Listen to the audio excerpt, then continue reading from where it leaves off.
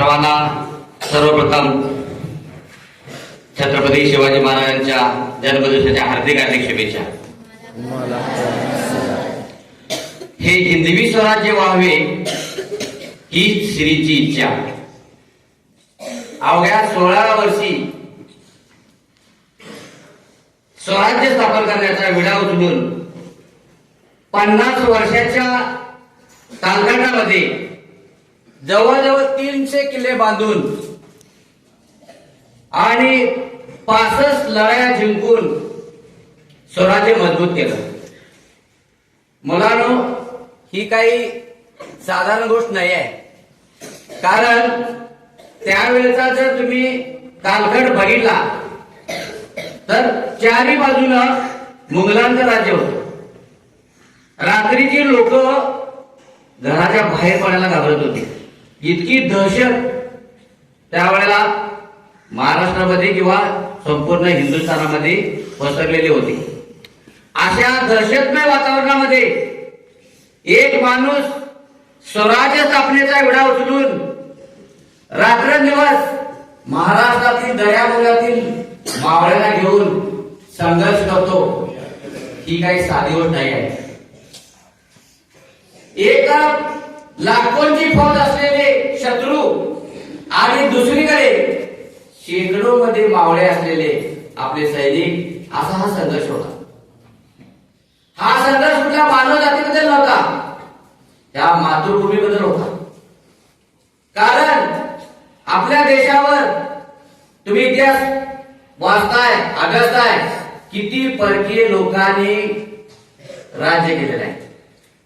एक दिवस असा देश होता की सोन्याची खाण म्हणणारा असा देश होता. पण या देशावर अनेक परकीय लोकांच्या नजरा गेल्या आणि आपल्याला लुटलं, आपल्या कत्तली केल्या, आमच्या आया बहिणीच्या आवड लुटल्या. मग हिंदूंची मंदिरे पाडण्यात आली, ग्रंथ जाळण्यात आले, माणूस म्हणून जगण्याचा अधिकार नष्ट करण्यात आला.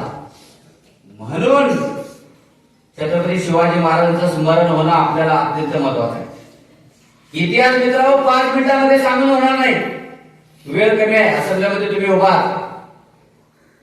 परंतु शिवाजी महाराजांकडे काय शिकायचं आहे?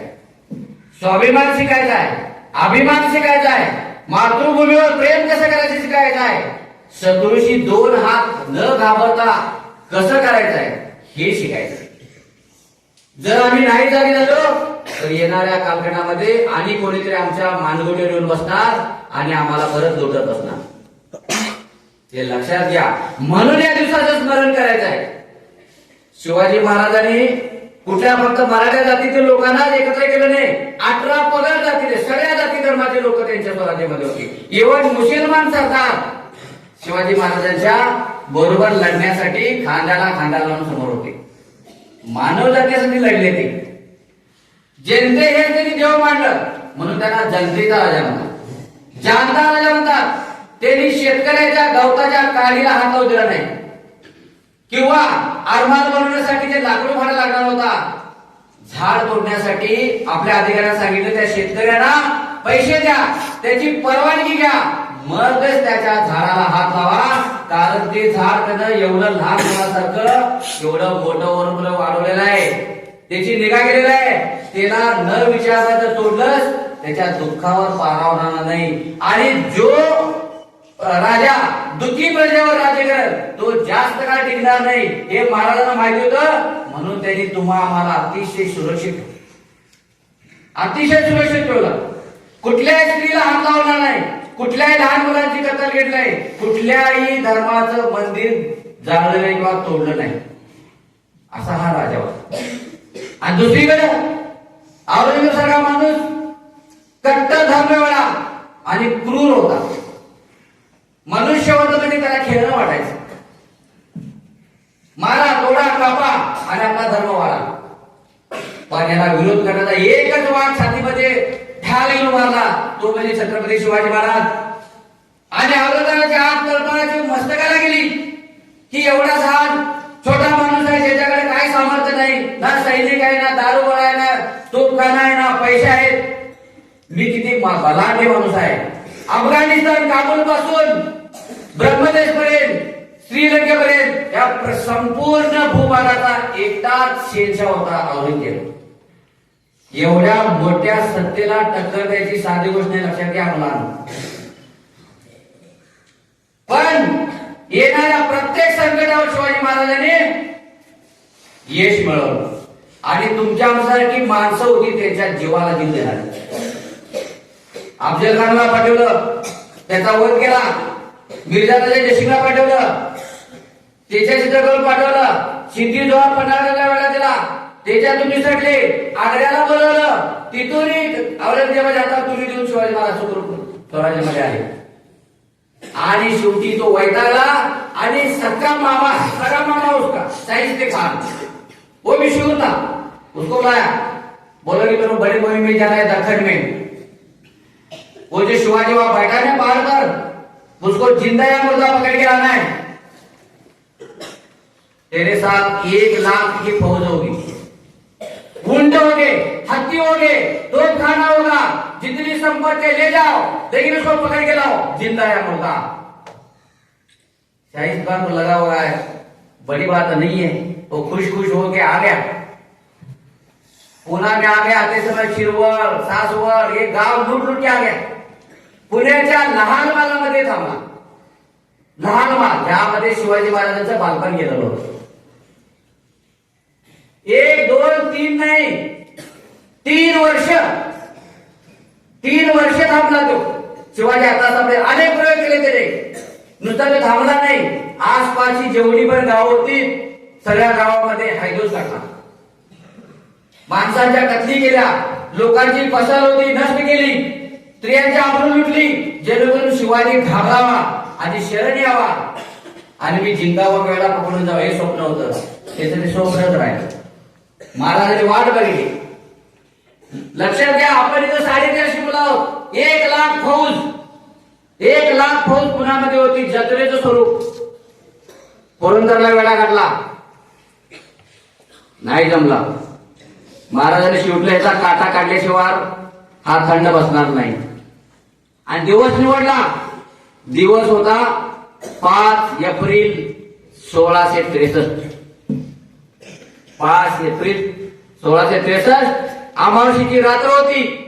अंधार होता. शाहिस्ते खान लहान मुलामध्ये शेर कक्षामध्ये झोपलेला होता. दहशत होती शिवाजी महाराजांची. त्याला माहिती होतं की शिवाजी म्हणजे कोणी साधारण माणूस नाहीये, कारण अनेक त्याच्या अगोदर राजांनी प्रयत्न केलेला होता आणि ते जीवावर मुकलेले होते. त्यामुळे आला होता तो मोठा हिमतीने, पण आतून घाबरलेला होता. एक दिवस रात्री झोपला, हवा चालू झाली, दचकून उठला. त्याची बेगम होती साईडला. बेगम म्हणजे काय नाही, हवा आली. मुझे लगा शिवाजी आ गया. इतना डर था.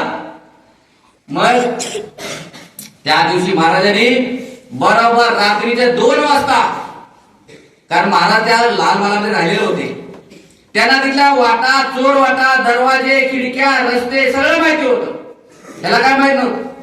आणि बरोबर एका पाठीमागल्या बाजूने भिंतीला खिंडार मारून महाराजांनी काही मावळे रात्री 2 वाजता त्याच्या शयन कक्षामध्ये शिरले.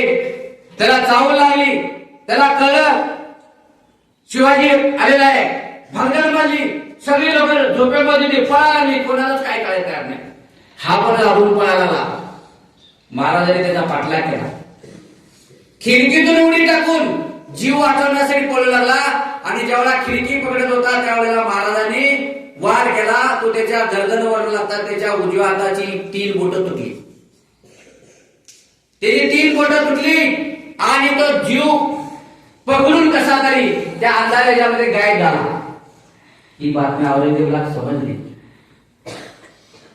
कि मामा को भी शिवाजी ने नहीं छोड़ा है.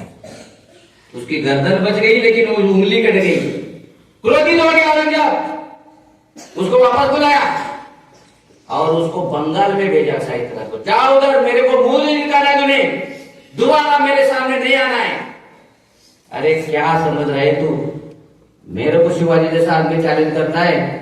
मग नंतर मुलांनो स्वतः औरंगजेब महाराष्ट्रामध्ये आला. तरी शिवाजी महाराज त्याला सापडले नाही, कारण साक्षात भवानी मातेचा आशीर्वाद होता. हा इतिहास आहे. एक छोटी लढाई सांगितली. अशा आयुष्यभर किती लढाई महाराज लढले आम्हाला इतिहास माहिती. आजचं दुर्दैव है हम बच्चों को शिवाजी का पिता का नाम क्या है, माता का नाम क्या है, जन्म कहाँ हो गया, किधर हो गया, कई कई लोग तो शिवाजी को नहीं पूछते. अरे कितने बदनसीब है जिस शूरवीर ने इस मातृभूमि के लिए अपना पूरा जीवन दान दिया, उसका नाम तक हमें मालूम नहीं.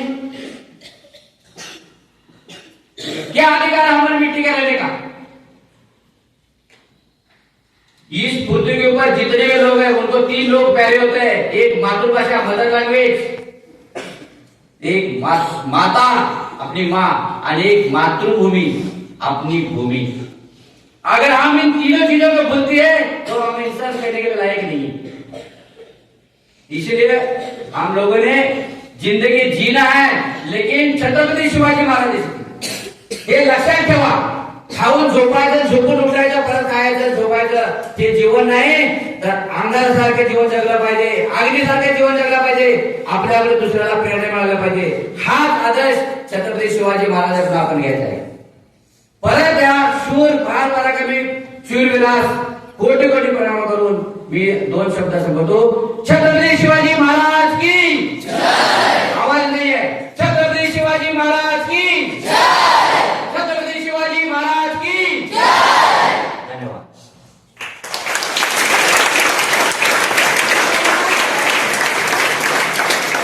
हर हर महादेव आवाज उठला, मुघलांच्या कपाळावर घाम फुटला, मराठ्यांच्या झळकल्या नंग्या तलवारी, अल्लाला म्हणा मुघल पलटी माघारी. शिवबाजा 10 वर्ष अजून जगला असता तर मुघलांनी सुद्धा कपाळावर भगवा टिळा लावला असता. तर हे म्हणून मी आजच्या कार्यक्रमाची समापनाची घोषणा करते.